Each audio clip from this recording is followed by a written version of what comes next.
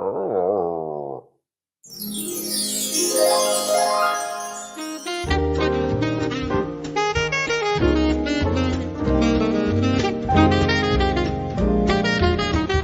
Bom dia, Portugal! In Portugal, there's a YouTube show full of fun facts you need to know. Carl rings the bell and the members show to the GMP morning show. Featured guests will come and they will blow your mind. The audience will do so in kind. The little vanity mixed with some insanity on the morning show with GMP. Good morning, Portugal, and I'd like to welcome you to another fantastic day. Hey, Gumpers.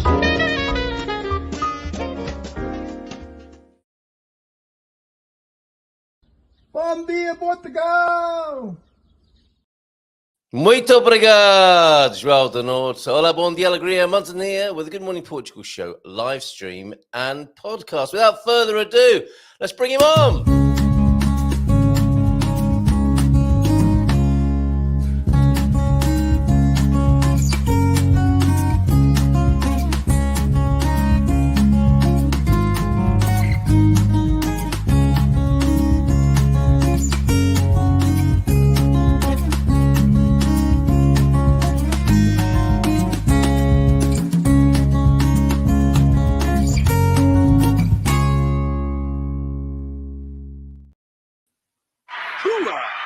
Hooah! Bon dia, son.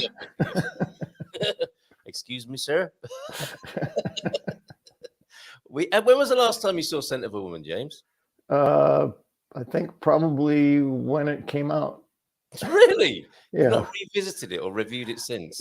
I don't do that too much. There's very few films that I watch again, which I know I'm robbing myself of opportunities to see things on a deeper level, notice things I didn't notice the first time around, all that kind of stuff that comes from it. The few that I have seen more than once are the Lord of the Rings series of movies. Mm-hmm. All of those I've seen more than once. And the big screen adventure types, the Star Wars series I've seen more than once, and the Avengers Marvel series I've seen. But part of that is because I wanted to see them in sequential order. My brain, I want to see these in chronological order. That whole Star Wars thing was all mixed up. I want to start with one and work my way through to, what the last one, 6 or 9 or whatever it was. Right. Same thing with the Avengers films. It's like, okay, let's go way back to Captain America and the very beginning, and then work our way through chronologically. Okay.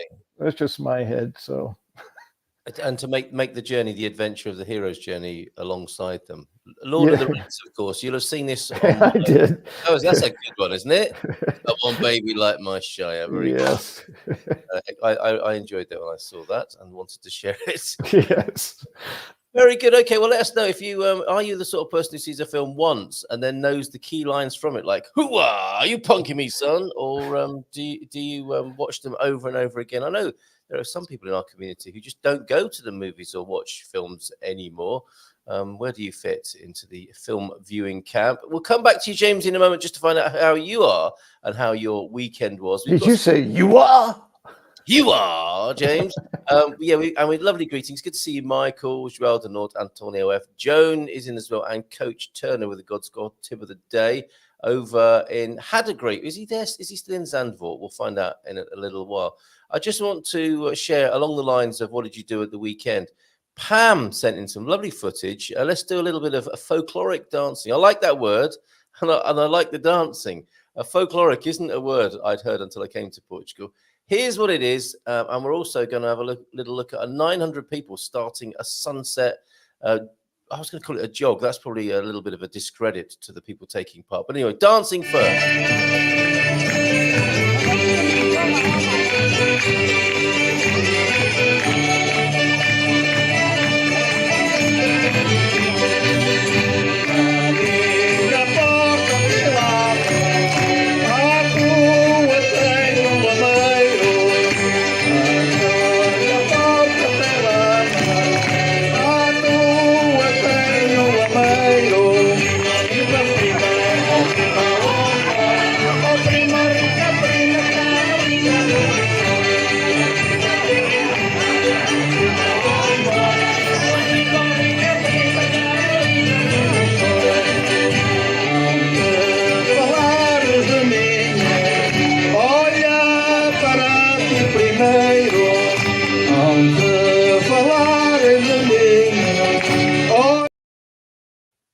That was delightful, wasn't it? Especially the kid trying to make the circle there. Thank you, Pam, for that. Really, that was wonderful. It took me all the way back. I was 2 years old when I was in Mexico City, and I remember old home movies of me dressed that way and dancing in the yard with my sister and our little 2-year-old, 3-year-old friends. Wow. It's like, wow, flashback. Yes.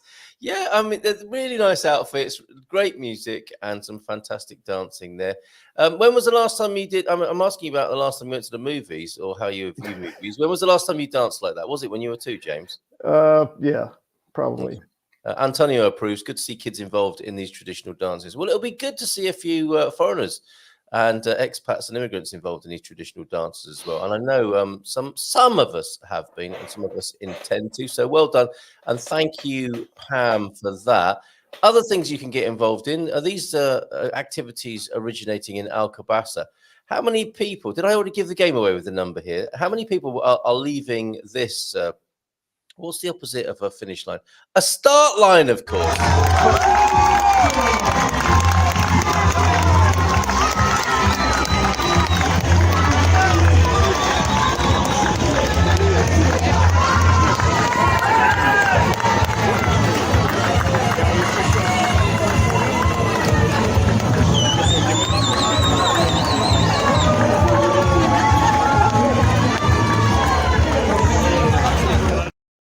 I think you get the gist. We won't wait and allow all 900 to leave there. But that was called the run set race on Saturday in Alcobaça. So presumably they're setting off at sunset and running into the night. I don't know what distance they were covering. If Pam's watching, how far were they running? But that's a great activity and very excitable.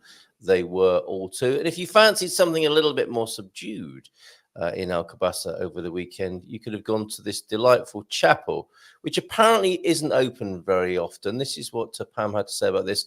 A hidden gem, the chapel of the monastery in Alcobaça. Now you can see a more familiar building over to the left of the picture. I've not seen this one, the chapel chapel of the monastery in Alcobaça, not normally open to the public, was the venue of the Sister Musicas concert on Saturday for just 30 people. That's amazing, isn't it? Tickets must have sold out quick. 30 people in that space there, and I'm sure that would have been a delightful venue.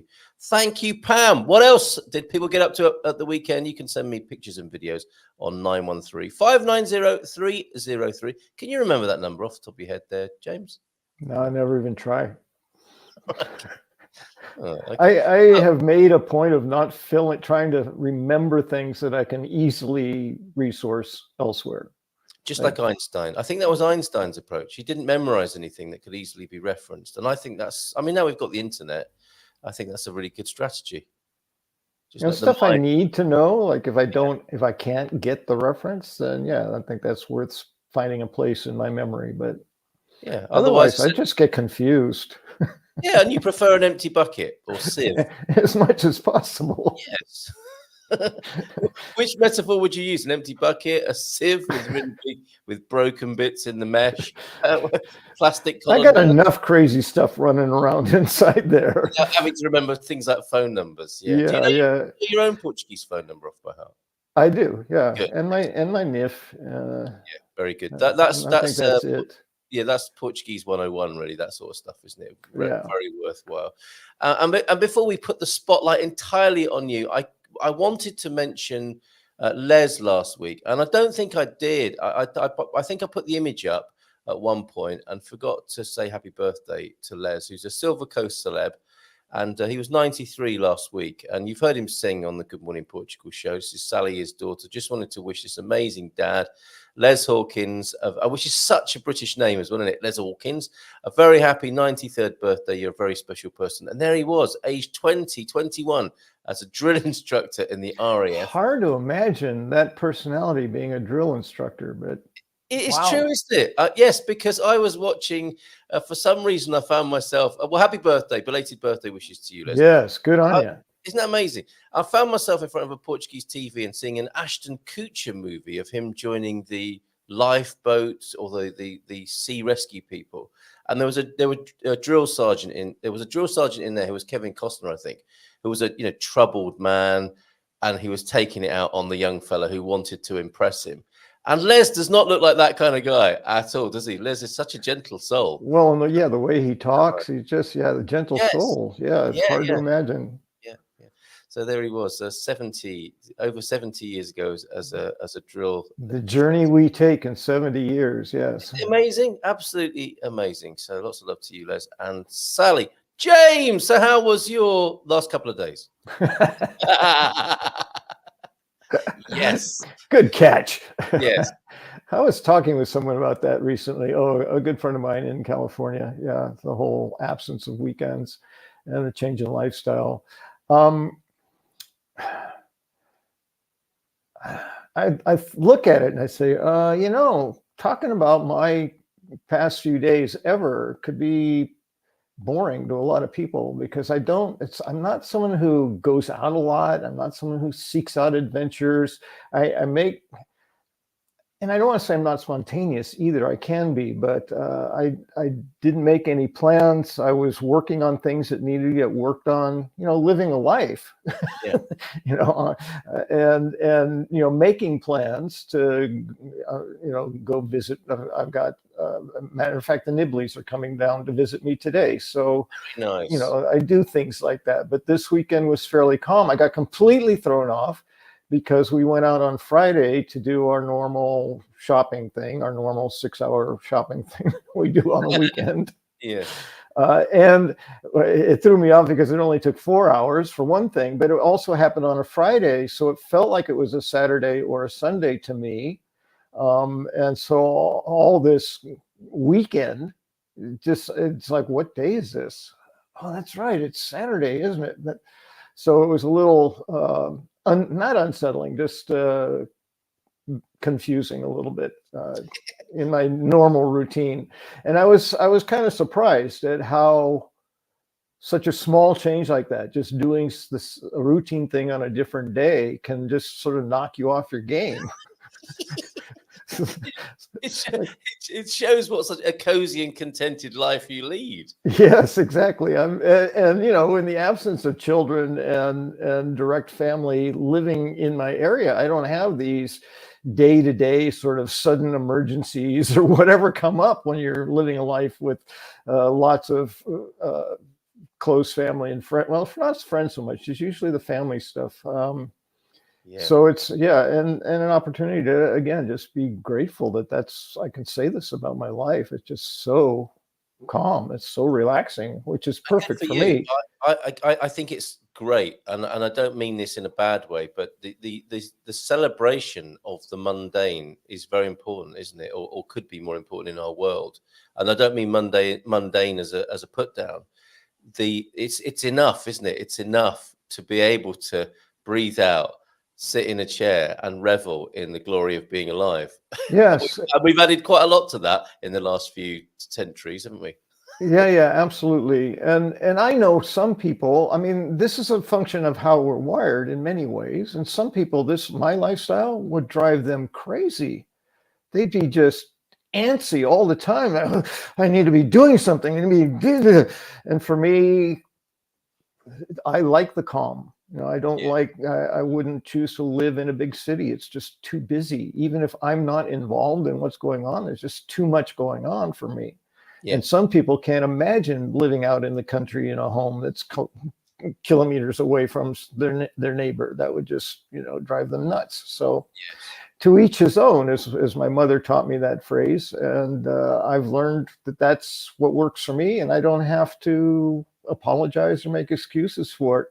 Usually that comes up when the person I'm just talked about, the people who just can't imagine being that calm and still, just say, oh man, there's this idea that there's something wrong with it. How do you do that, man? That's crazy. It's like, no, it's just who I am. Thank you. Works for me. Yeah.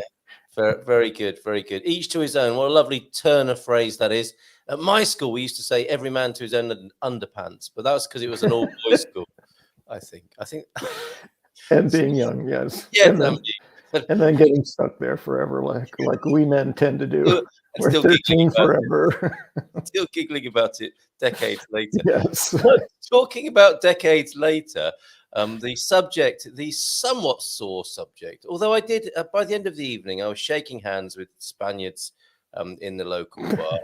I managed to find a great place to watch the game. Great to see you, Russell. Anna turned up as well, and a group of British people were there who I knew sort of tangentially, and then a Spanish family came in, and the bar staff, the Portuguese bar staff, or one particular lad was adding his commentary. He brought me a beer over, and he said, there's something like, good evening, how are you? Oh, my evening will be even better when I see England lose. I said, okay, you can go now. Like delivering me an Imperial and then giving me that little bit of commentary. He's a great lad, good fun chatting to him. And we had a view of the bay, which is my consolation prize. I just need to have a quick cough, James. Could you say a poem or something? Sure. I'll even confess that I was so interested, I don't even know the result. Okay, well, see if you can pick it up from the clues on the screen, all right? So we've got Condolencias Inglaterra and Parabéns España from João Ernesto de Nort's comment. Okay, good to know. Well, not good to know, but now I know. Good to have the knowledge. I enjoyed it, I must say. Beautiful view over the bay. It was like looking out over Saint-Tropez or something at the deck bar. So shout out to everybody at the deck bar. And it was fairly quiet in there, but the atmosphere got going when the England goal was scored. It was great fun. And I think that's why I'm coughing this morning. When I left, I was literally hoarse as I left the bar from screaming and shouting. So we had a good evening. And I think England played pretty well, actually. And I'm not one of the most critical people of the team in their journey. I think it's amazing that they got to the final, quite frankly. People like Pete, I think more serious football fans weren't as, or don't let them off as lightly. Pete began, though, talking about his maypole dancing, not connected. I thought that all this is connects with the folkloric dancing. The Portuguese kids had no sense of embarrassment, but one of my friend's daughters said she was so glad they didn't have camera phones when I did maypole dancing. Well, yes. I don't know if the maypole... Although we'd love to see it. We would. It's like to see you, Pete, revolving around the maypole. And definitely no euphemism intended there. We actually want to see you dancing around a maypole and nothing else. Us English have perfected the enjoyment of misery, he says. Only James was alive for the last England success in a major... I was alive as well. I was 1 year old. And just like the veterans of World War I and II that I used to bring into my history classes, there won't be anyone alive soon who saw an English trophy. He's really giving us some perspective and context here, isn't he? I agree with James. After living in a city most of our lives, the charms and even places that we loved no longer exist, and we love the peace of community, or peace and community of the countryside. So there you go. I think a few of us can get around that idea of the lovely idea of Portuguese tranquilo y calma here, and this lovely culture that is. I think that it is sensitive to people breathing out and being calm, and maybe even mindful, James. Yeah, maybe even that. And again, I talk about control, what we control, our thoughts, our words, and our actions. And the best we have over others is influence. And I have influenced one or two new to the country Americans I have met who, even more than I was when I got here, even I slowed down when I got here after a while, were always in a rush. Yeah. And there was nothing on the docket. We were just going to go walk around town or something. And it's like, oh, we got to get that bus. It's like, there'll be another one in like 5 minutes. Like, what's the rush? But there was still that feel and that energy. And I think that takes a little time, regardless of how we're wired. It takes a little time to get used to a slower pace. And especially to get over, in my case, my life was simplified even more. I had even less that I needed to do, like had to get done. And the work that I was doing was from home anyway. So even with my relatively slow pace of life coming here, I realized that, well, I wasn't as so conscious about it. I just realized I was slowing down even more. And if I got into that rush state and was where I was like, there's nowhere I need to be. I can slow down, relax. Yeah. And has suited me wonderfully. It's to this day, I don't, if someone's standing in the middle of the aisle at the grocery store looking at the end cap, so they're blocking where I want to go, and they're like reading the ingredients, I just stand there and smile. I'm not in a hurry. Come on, man. Yes, I don't even say, con licenza. It's like, they'll move. Eventually they'll move and I'll get through. What's the rush?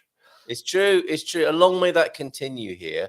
And the influx of people from busier parts of the world, hopefully they'll leave their intensity at the airport or at their country of origin and get into the easier way of being.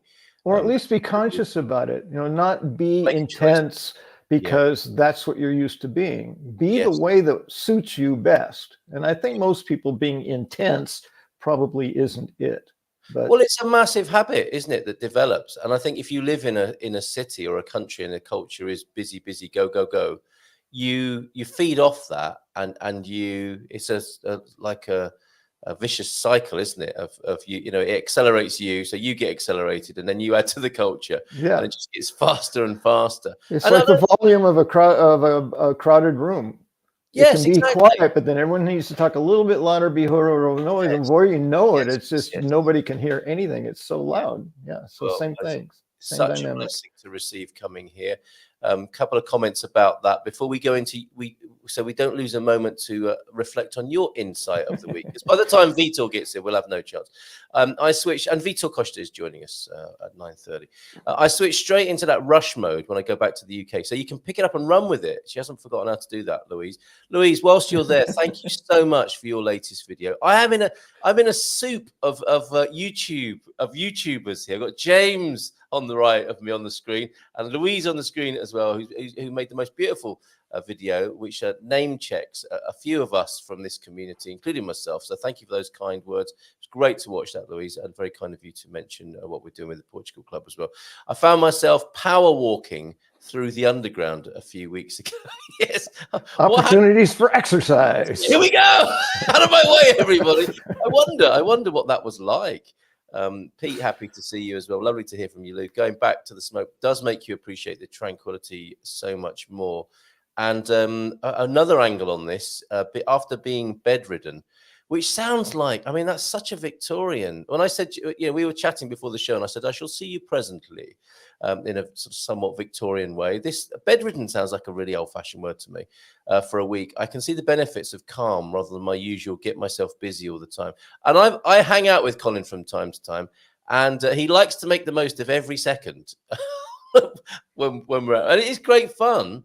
But Colin's seeing the contrast there and the beauty of a bit of calm. Sadly, because he wasn't so well, and that's sometimes the only time people get to see that, James, isn't it? Is when they can't move rather than because they choose not to.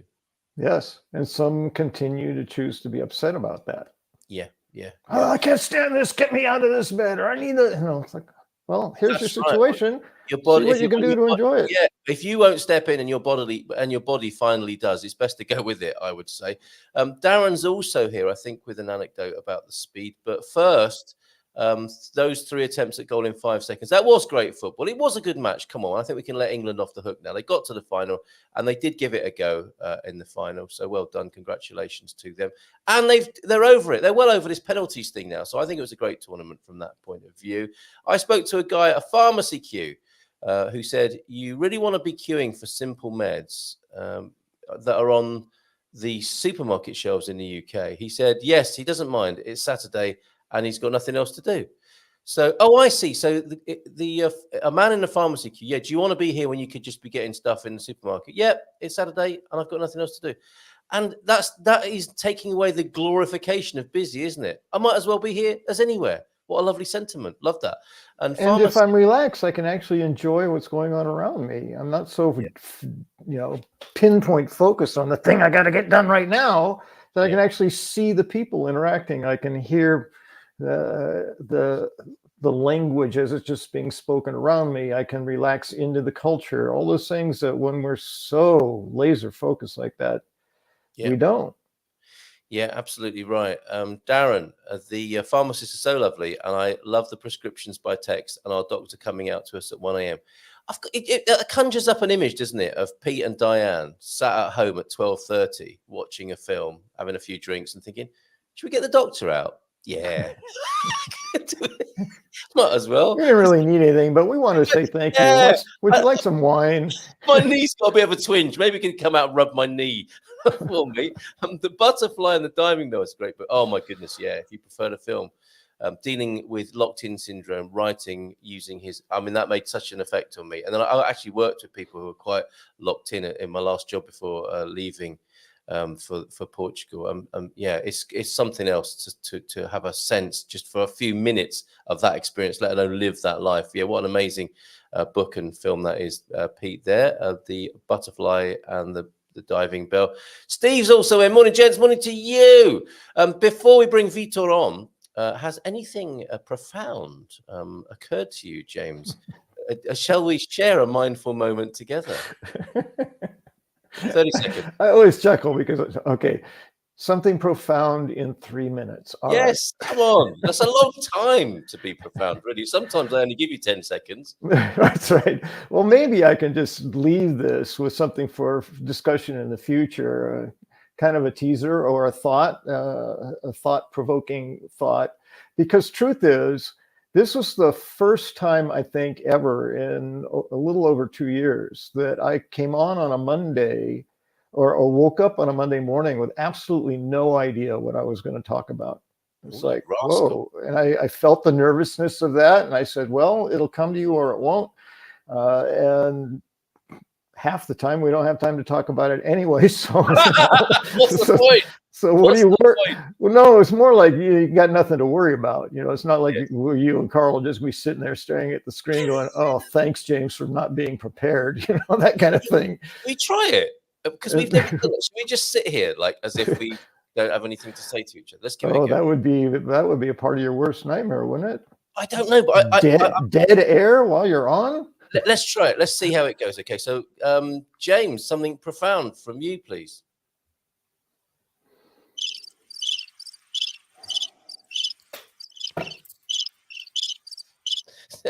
It has its charms, doesn't it? I didn't mind it that much, actually. I couldn't bear it for that long, but I think I might make a short of it a little bit later on as a highlight from the show.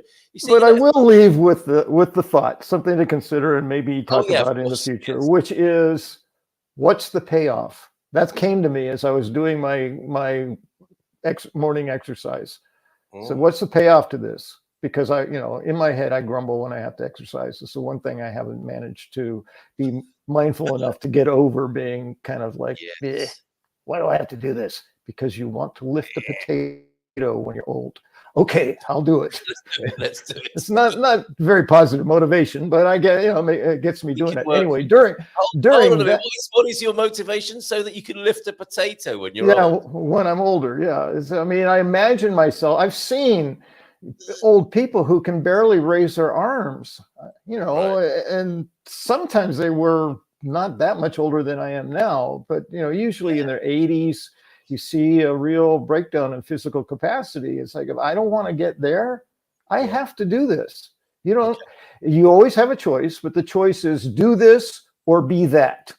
It's like, I choose this, thank you, even though, and I know it's just a state of mind. I could wake up and convince myself to enjoy it, just breathe and relax and enjoy it. But for some reason I don't.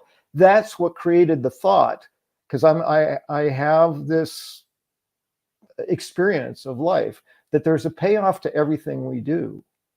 So what's the payoff to being unhappy about needing to exercise so I don't get old? And I haven't worked that one out yet, but that's the thought that occurred to me. What's the payoff to everything, to our misery, to our joy, to the things we choose to do consciously, the things we don't choose to do consciously?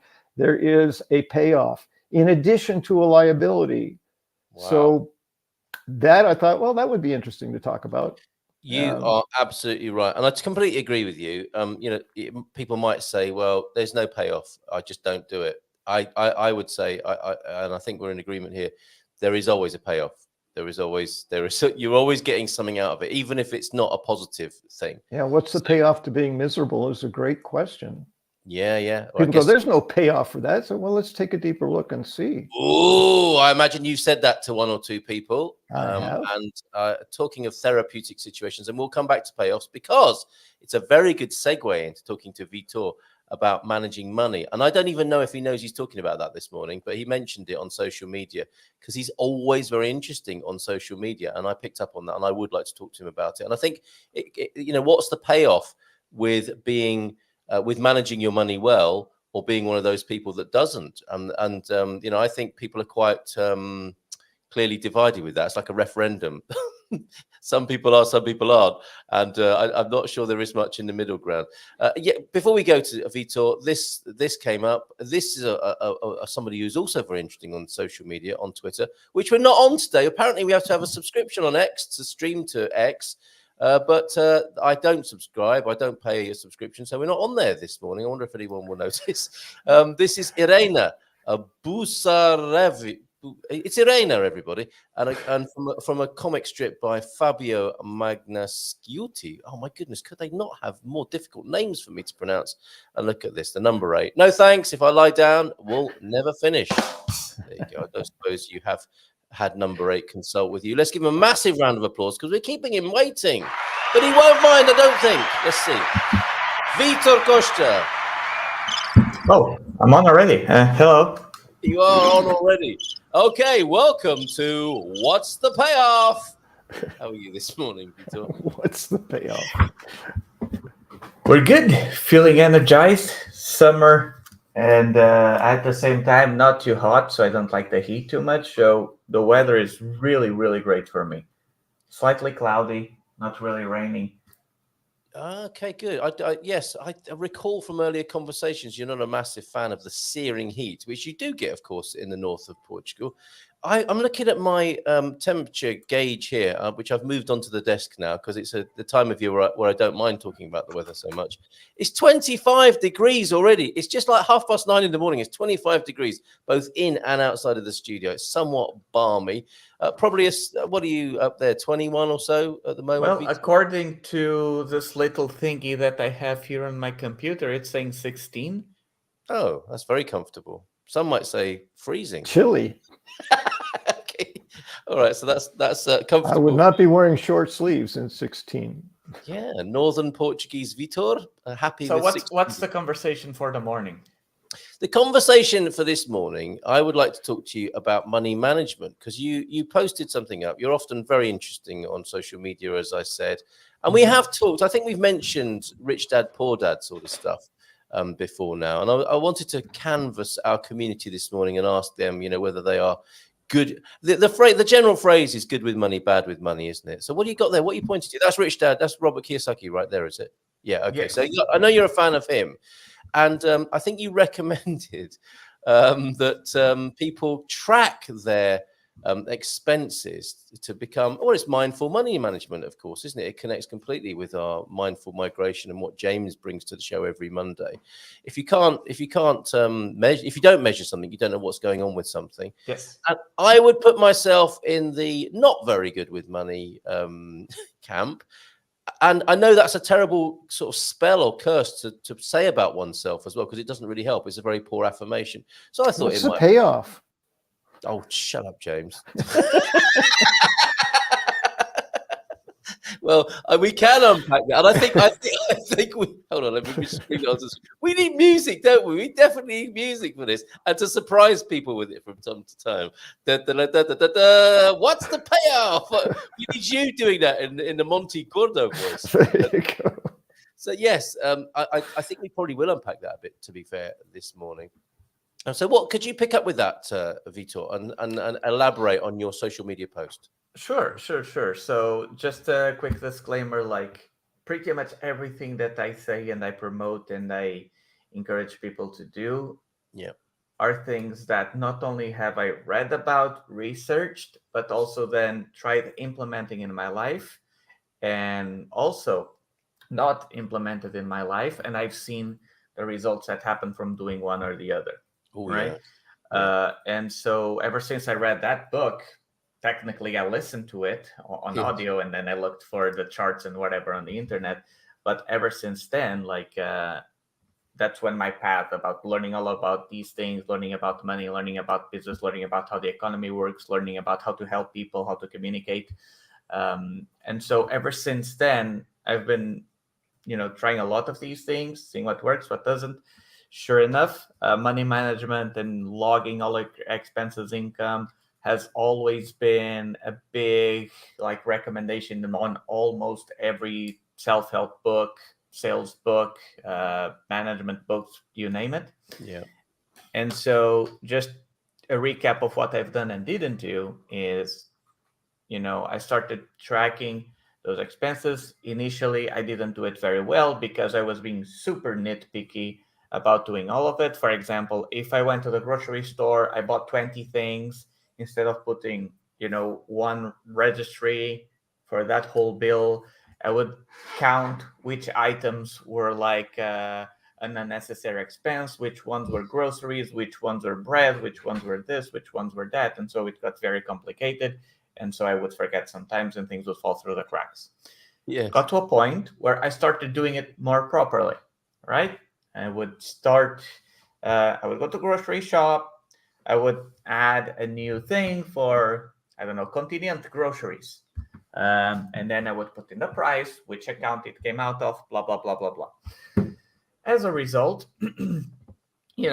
I was always more aware of how things have been going. But then one day, my brother tells me about this app that is similar, also tracks your expenses, uses AI, it connects to your bank account so that every transaction you make automatically shows up on the app. Mm-hmm. And so I found I think they were like 20 or 15 euros a month or something. And I got a lifetime version for like 19, like one-time payment. So I started using that. But then they had some problem. The banks changed how they integrate things, blah, blah, blah. And either way, I would have to manually reconnect each bank every month. Now, because of that, I stopped tracking my money for about a year. And then, obviously, finances became more and more of a mystery because I wasn't tracking them. I wasn't paying attention to them, right? It would be like, okay, I wonder how much money I have to, oh, where did 200 euros go? I don't have enough for that credit card payment. So we need to find a way to make this happen. Yeah. And so my recommendation then is to not only track your money, but also do it manually.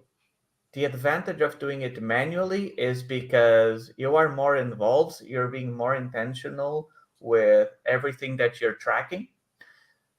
And the main advantage is, like, if you have it on automatic, right? You buy things, you sell things, whatever, just, okay, everything is there. You don't even have to pay attention. But if you do it manually, and on this app that I'm using now, it's called Blue Coins. It has a free version.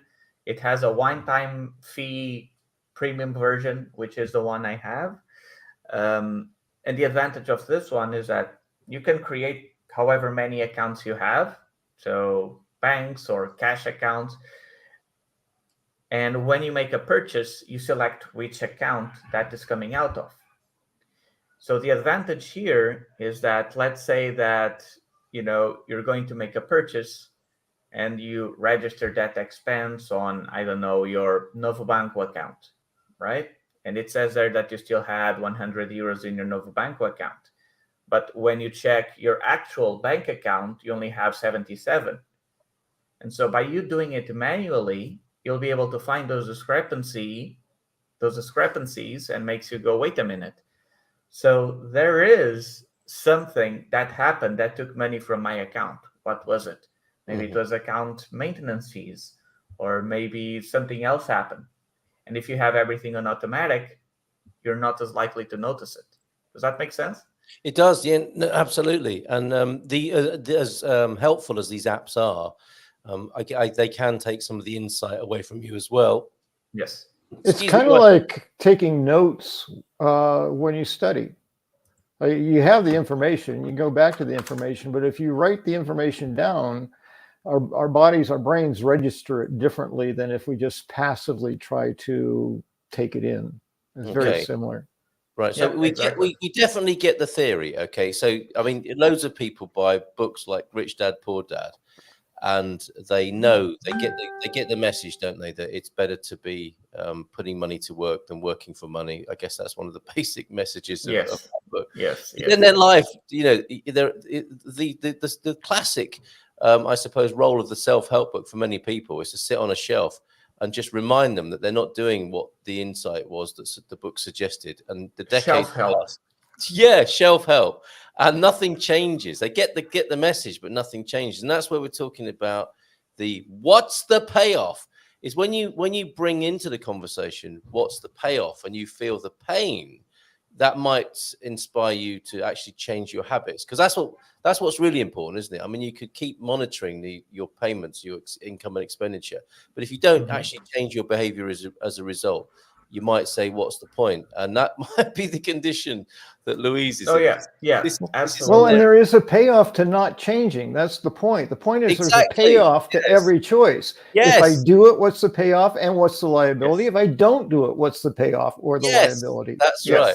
Yes. And I get present once in a while, like I did yesterday, through poor management of my finances, and I get a really, you know, it can be like a stab in the gut for those people who find themselves in that condition.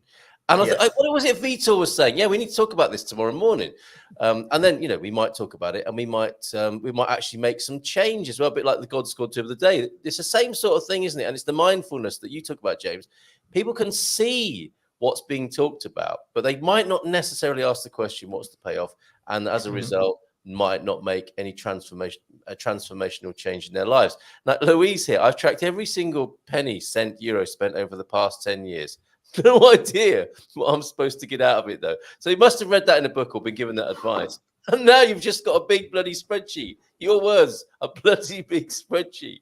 Now, you're not going to know the payoff to that until you know why you're doing it.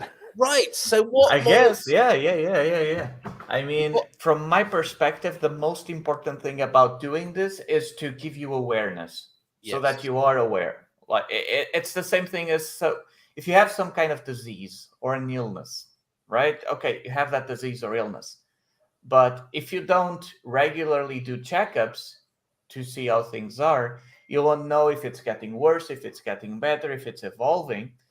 And so it's to become aware, because the other thing is, and that's the post that I made, right? Doing that more diligently, that I restarted doing that some time ago, is now allowing us even more to see exactly where the money is going. So, for example, if you start seeing that you're spending more on, you know, buying takeaway food or buying junk food or going to a restaurant or something like that, then you're spending on groceries. And it's like, okay, so maybe there's something that's not working well in your life that you need to adapt, right? Maybe you should meal plan better. But that news to some people is like, oh, great, I can really get a hold of my eating habits now. This is such fun.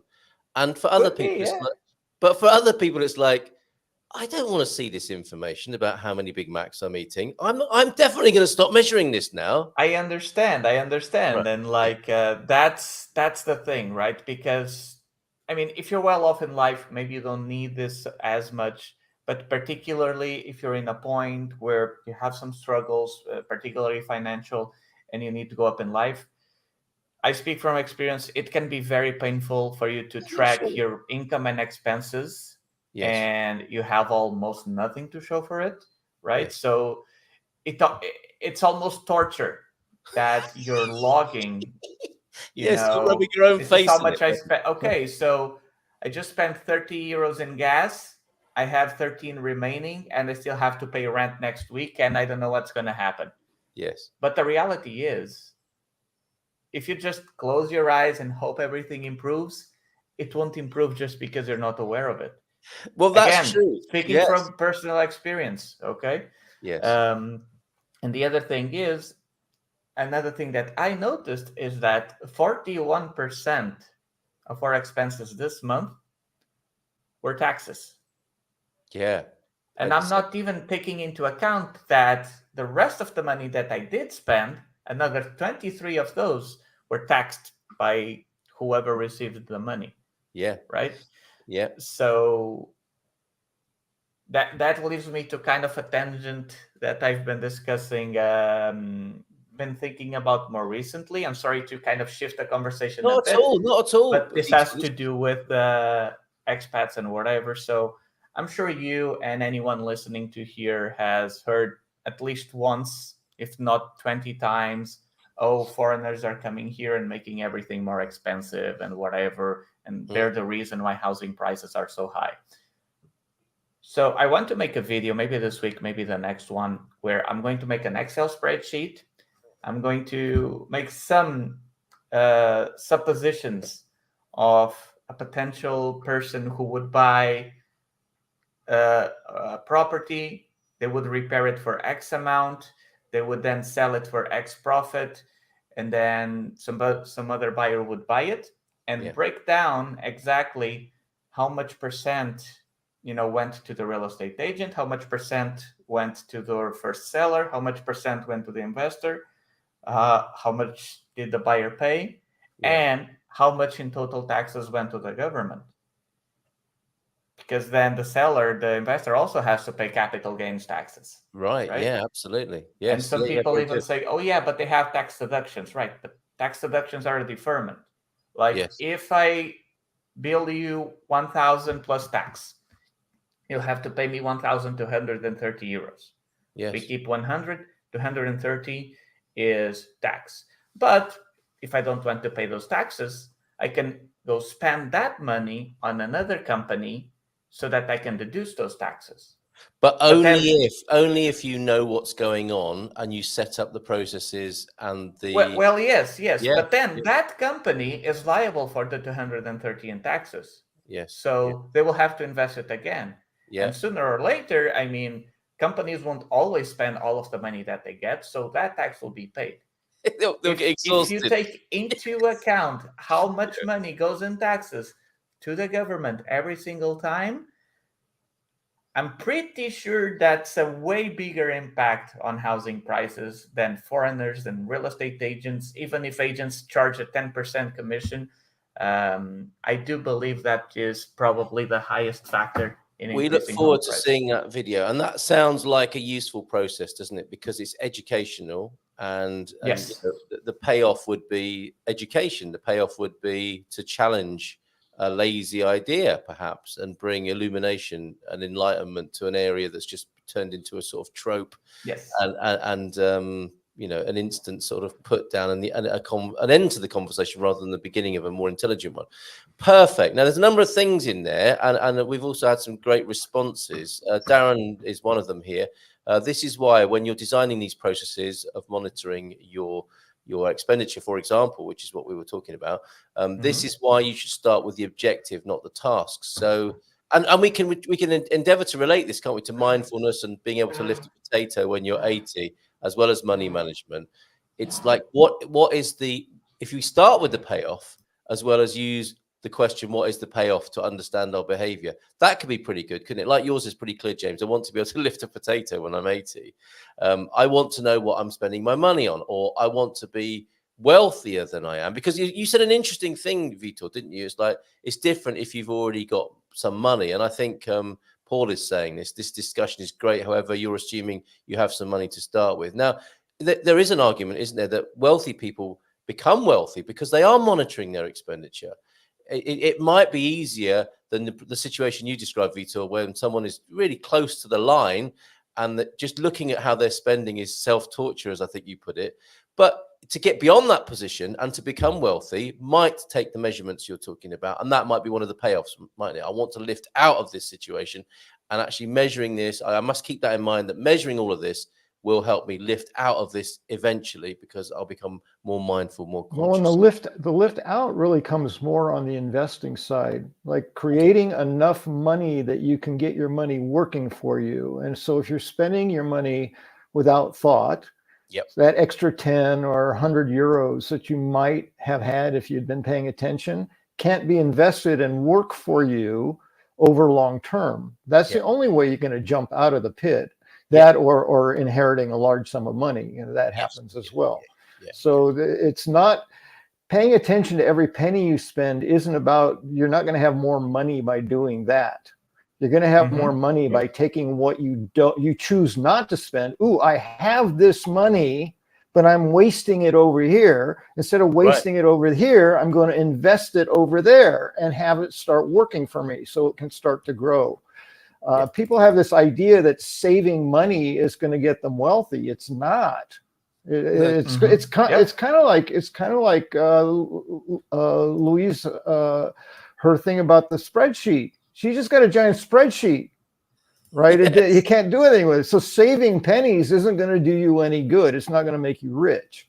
But what do I do with those pennies now that I've got them is what could get you out of that ditch. And I'm speaking from my own experience. I've been both ends. If you're at the low end, you don't have to budget. You don't have enough ever. So you just spend what you have on what you've got and hope and pray you'll get through.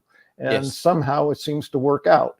But and at the other end, if you have so much, well, there's a lot of work to managing the money, but it's less important. I'm in this, because of inheritance, I'm in a position of being able to say, I don't have to worry about what I buy at the grocery store. I'm in Portugal, and what I'm making is more than enough that I need to get by. And I'm doing far better than getting by. So I don't have to worry about it. But that's a very privileged position to be in. Wonderful place to be. But you still have to remain conscious and mindful, don't you? Because somebody who hasn't developed, this is a very interesting, I guess, insight into the psychology of wealth, is that many people who win the lottery, for example, are poor again some months or years later. 80% of lottery winners go broke or bankrupt within 2 years, which means they end up worse than when they started. That's right. And there's another saying, isn't there? If you win $1 million, €1 million, £1 million, you better become a millionaire quick, because you won't keep it without a millionaire mindset. You'll just have like a big spreadsheet. You'll have a big bank account. And it was, this is so funny, connected with this conversation. You know, these are multi-banco little tallow that comes out of the machine, the receipt. And I saw it on outside my house a couple of days ago. And I thought, it might have fallen out of my wallet. I better tidy that up. Nice to have a tidy street. I picked it up and I looked at the balance. It's 43,557 euros and 91. And I knew immediately it wasn't mine, and someone else had dropped it.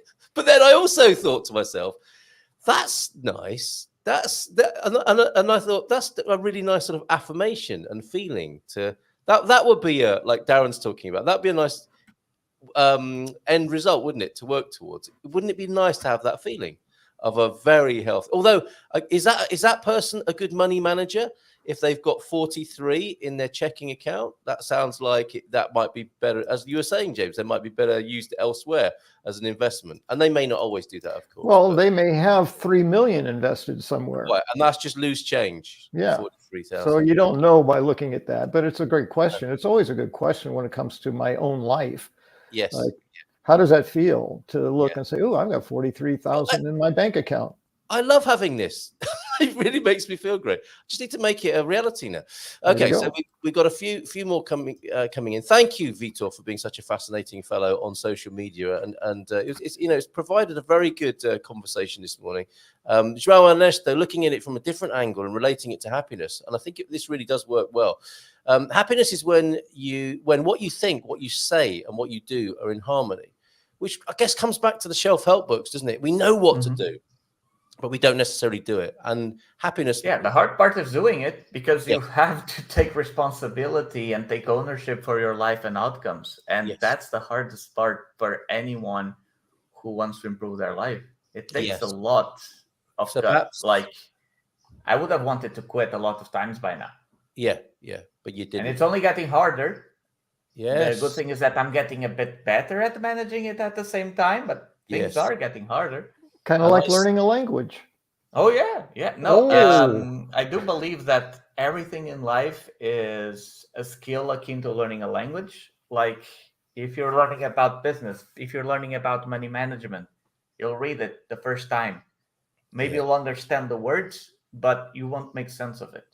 Yeah. Then as you keep going, you start acquiring more vocabulary and you start thinking differently. And I know we don't have a lot of time, but there is a very important quote that I wanted to share of what we're talking about here. Go on. And I know that talking about money and poverty and rich and whatever is always a sensitive topic. Yeah. It will always stir people's emotions, sometimes even maybe more than politics.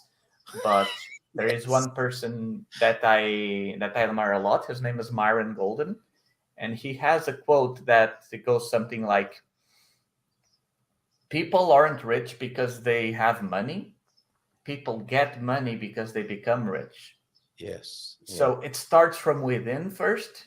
Once you start understanding things a certain way, when you start like changing your behaviors, that's when you have a chance of becoming rich. Because again, biggest proof of that fact is if it all it took is just to have more money, then 80% of lottery winners wouldn't go bankrupt.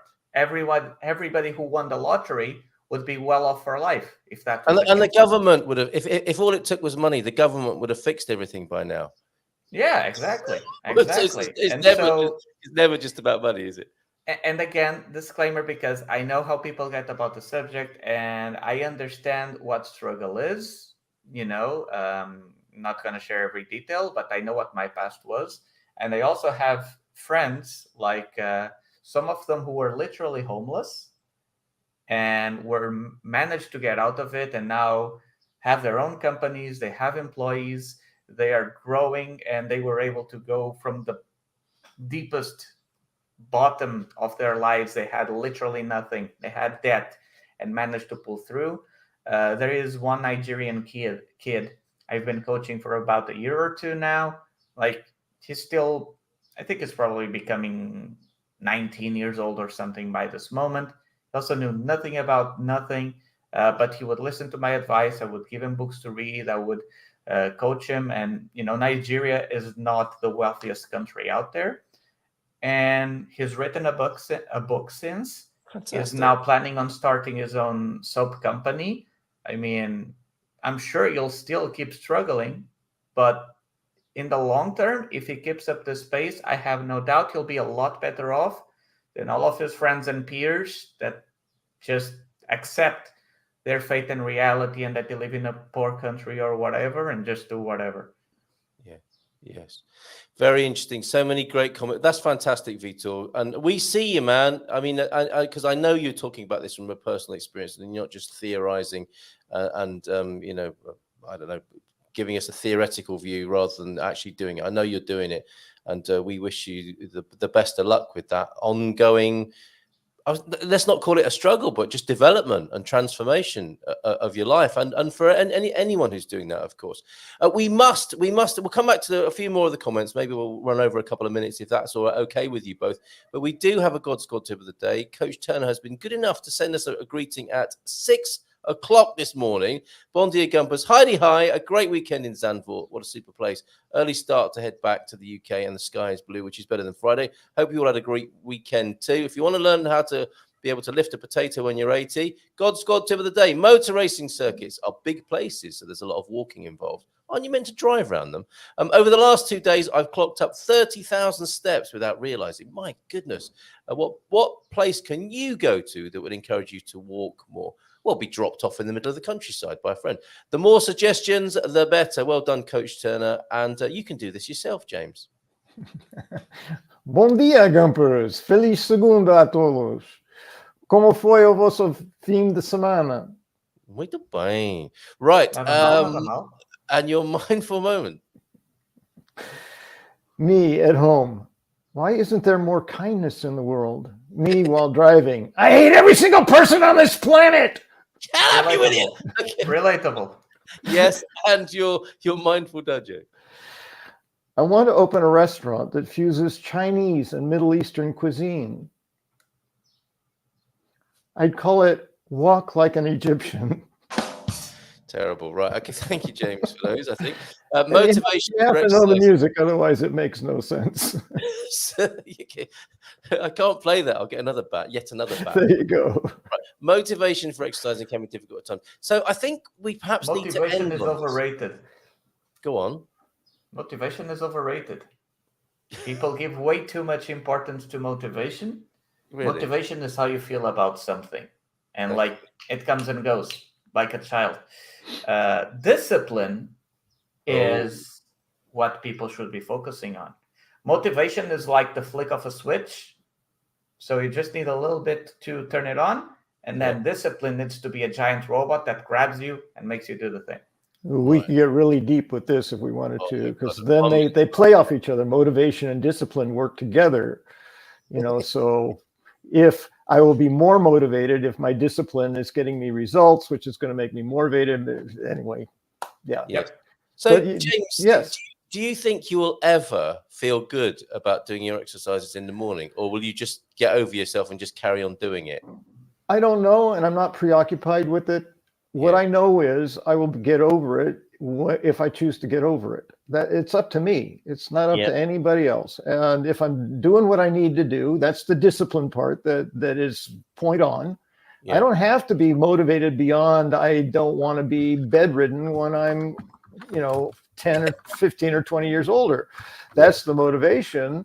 And I'm reminded of that to form the discipline of doing what I need to do to not get there. They work together. I have to be disciplined enough to follow through with my motivation. Otherwise, motivation is no better than insight is. I can have an insight and do nothing with it. So what good is it? Okay, excellent comments, Carl. I must cover these because they're so good. Yes, foreigners do make the place different, going back to what you were saying, Vitor. But who do you think helps fund things that help everyone? For example, the Metro in Porto would have a lot less customers and may not make enough money. For us, says Pete, the key is keeping expenses low. Well, yeah, that would work, wouldn't it? I mean, that's just math. But easier said than done, obviously, Pete. If it is a sunny day, the car fills up. Tax is less a year here than it was a month in the UK. Wow, NHR. But above all, tips we learned from my old uni bridge partner. Get yourself a uni bridge partner. And we need a mentor in our lives like that, don't we? We need someone who's done it. Certainly recommendable. Yeah, having a mentor in these matters is great. You have to be motivated to actually make a change, not just make excuses for the failure. Yeah, when I wanted to save for my first home, I put everything in a budget sheet and moved into a home share to save. Martin Lewis, he is excellent at money saving tips. Saving pennies made him a multi-millionaire. Actually, teaching other people made him a multi-millionaire. How to do the same there, right? Funny how you start with a big cake, says Paul Richards. Morning to you, Paul. When everybody has had their slice, you are left with the crumbs. Bon dia from Filomena. Good morning to you, Filomena. Well, bon dia. Great to see you here. And we have to make sacrifices, buying cheaper Superboc instead of your favorite but expensive vodka. Whoever you are doing that, stop it. You can always tell people with money as they never talk about it, but the poorest are always the most generous and the wealthiest usually the least. I think there is some truth in that, isn't there? But not always the case. Also, most people have had the mindset of how to spend versus how to save. Companies are trying to extract our money all the time. Saving comes as the last thing for many people. And advertising even positions spending as saving. Yes, if you that's buy right. this, you will save this. No, you're going to spend that. You'll still be spending. That's right. I liken watching the numbers on the spreadsheet to someone Spending less is still spending. Yeah, absolutely. And getting an unhealthy obsession with the numbers. I'm a financial equivalent of an anorexic. Help is available, Louise. And I think today's conversation has been very useful in that regard. People say they want to be rich so they can buy things. Newsflash, you won't be rich by buying things, going back to what you just said there, James. Depends on what you buy. Maria, yes, Maria, if you buy the... Investing in yourself might make you rich. But you might just end up with a book of self-help. But that's an investment. If you it's act not on an expense. Yeah, if you act on it. Yeah. All right. Discipline is doing so. Acting on it then. I think this could be your last thought of the day. Do you want to share that with us, Vitor? Yep. Discipline is doing what you know needs to be done, whether you want to or not. Very and investing in yourself merely gives you more awareness on what things you should be doing and what things you shouldn't be doing. Marvelous. Thank you for giving us the impetus for having this and the inspiration for this wonderful conversation. Cheers, Vitor. You can find him at Portugal Door, as well as the language course that is run by Maria. Quick Vitor. recap, if you don't mind. Let me just throw in some of the things that we've been doing so that people know how we can benefit them. So our skill community that's there on the screen, it at the moment has over 40 videos of Portuguese immersive language content. Is 10 euros a month. It's really not expensive. You have the community there. You have our assistants. We have the calendar that just launched today, so people can join and practice Portuguese like that. And also when it comes to the real estate side, which is my specialty, languages is Maria, real estate is my specialty. We now, in partnership with our friend Steve, buyers that want to buy in Portugal, we can either represent them, as we always have, to help them get a fair market value for their property any part in the country, although, of course, the north is my area of direct expertise. But now we can actually offer people within 4 to 8 months to buy a renovated property below market price. So they're buying properties with equity. And this can be done within a year. So if anybody wants to come to Portugal, maybe wants to buy a property with equity and, maybe want to move within a year or something, then that's another option that we can take. Cheaper for you. We renovate old Portuguese homes so that the scenery isn't as, derelict in some places as it always is. You save money, you gain equity, you get a great home that nobody has ever lived on. So there you go. How about that? So you're working with Mr. White, are you? Of course. What a We've lovely been in touch frequently. Fantastic. I'm so glad to hear that. And there's Maria's course there, that school community right there. Thanks, Vitor. Great talking to you as ever. Pam's just back from the track. Were you one of the 900 who started off yesterday and you're just back, Pam? Well done. There's so much going on here for free. I go days without spending any money. That's a nice thing to know as well. Yeah, that's where all the taxes go, of course, on all those so-called free events. But enjoy them, Pam, nonetheless. James, last word to you. Please be profound in 10 seconds. Well, what can I say? There's an old guy in Europe at least every Friday.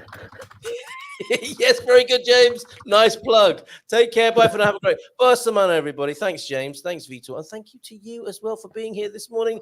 And we'll see you again tomorrow morning. Bye.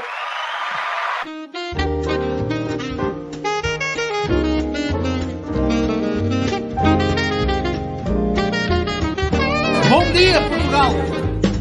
In Portugal, there's a YouTube show full of fun facts you need to know. Carl rings the bell and the members show to the GMP morning show. Featured guests will come and they will blow your mind. The audience will do so in kind. The little vanity mixed with some insanity on the morning show with GMP. Good morning, Portugal, and I'd like to welcome you to another